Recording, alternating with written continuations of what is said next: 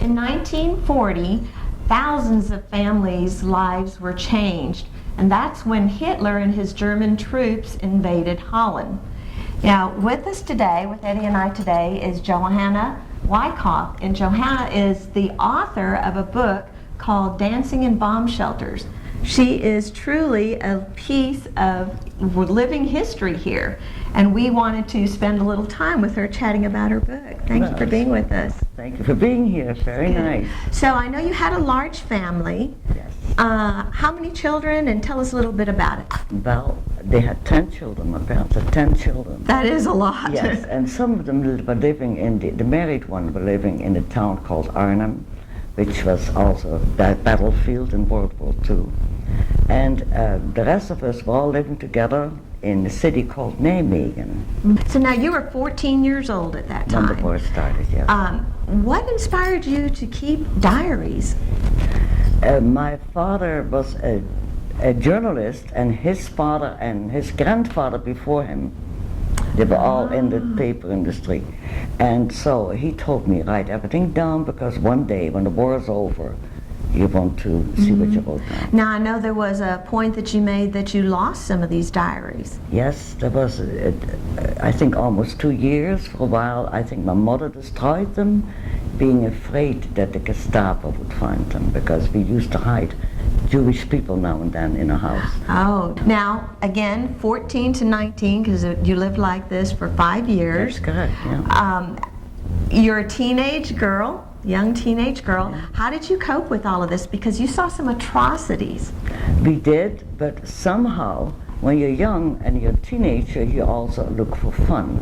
You want to laugh, because not many people were laughing at the time. Right. And every family had disasters. Yeah. So the young people, our group, got together and we would dance and romance in somebody's basement. Oh my For goodness. the time being. And you were telling me that you did this to an old record called Blue Moon, is this right? Yes, and one time I did the telephone answering in a bomb shelter, because at the office where I was working, they had a bomb shelter, big bomb shelter. And when the sirens would go, people would hide in the bomb shelters, and then when the siren would blow that everything was fine, people would leave.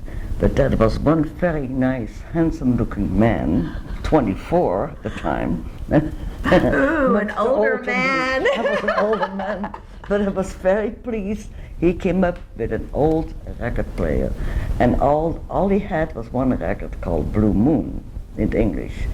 So we played the Blue Moon record, and we danced on the cement floor of the bomb shelter. Oh my goodness. And So is he that said- how you came up with the title for the book? Yes, yes. Well, I know that your book has now been published in, what, 49 Nine. different countries? Yeah. This is wonderful. It's wonderful, and you're living right here with all of us. It's Right very, here in very Lake nice. City, Texas. Yeah. Loving it. So tell me, I know that you're going to be having some visitations with other groups. Yes. And Helen Hall Library, for one, coming up. Yes, Helen Hall and the Freeman Library, and there's a few more. What is your website? Because I was on it last night, and it's wonderful. The website is called dancinginbombshelters.com. Right.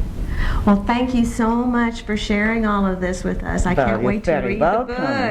I'm very excited about it. Well, Thank it's you. very nice that you have an interest in this. That Yeah. I really appreciate. Yeah. And it goes for Eddie also. Yeah, For me, it's a thank you. it's wonderful. Yeah. Thank you very much.